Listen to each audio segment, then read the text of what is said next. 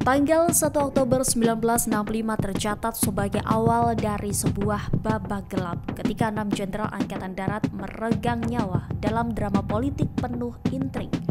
Pada tanggal 1 Oktober 1965, tragedi yang dikenal sebagai Gerakan 30 September atau G30S meletus. 6 jenderal senior Angkatan Darat diculik dan dibunuh secara brutal.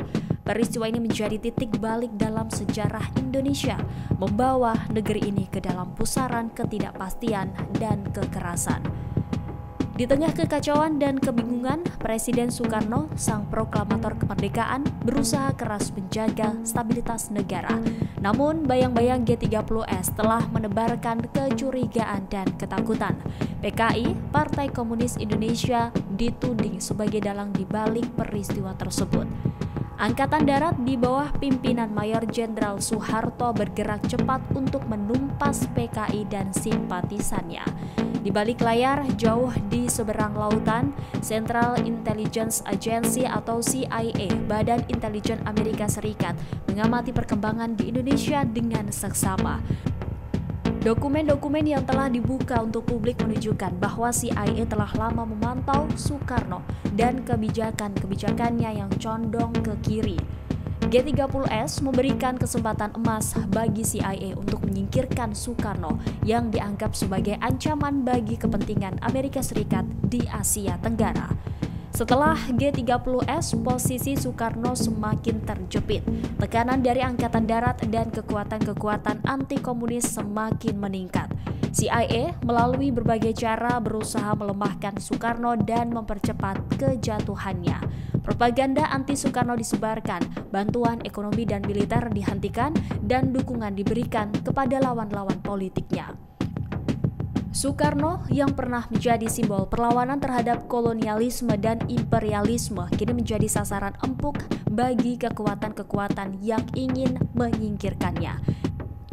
Kesehatannya menurun, semangatnya memudar. Pada tanggal 11 Maret 1966, Soekarno dipaksa menandatangani surat perintah 11 Maret atau Super Semar yang memberikan kekuasaan eksekutif kepada Soeharto.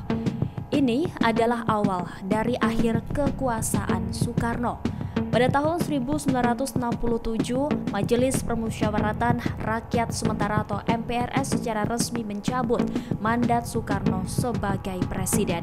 Ia ditempatkan di bawah tahanan rumah hingga akhir hayatnya pada tanggal 21 Juni 1970.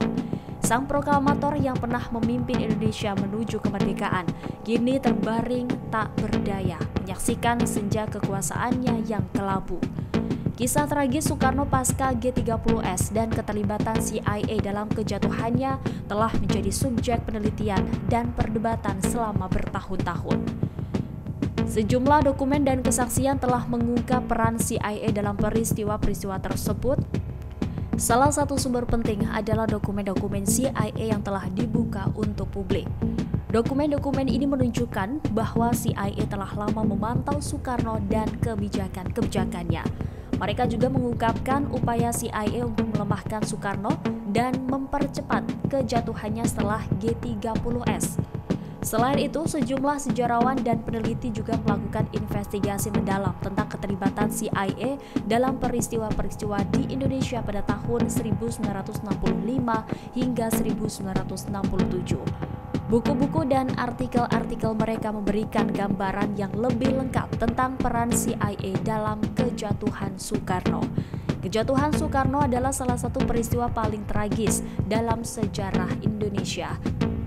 Sang proklamator yang pernah menjadi simbol perlawanan terhadap kolonialisme dan imperialisme akhirnya takluk di bawah tekanan kekuatan-kekuatan yang ingin menyingkirkannya.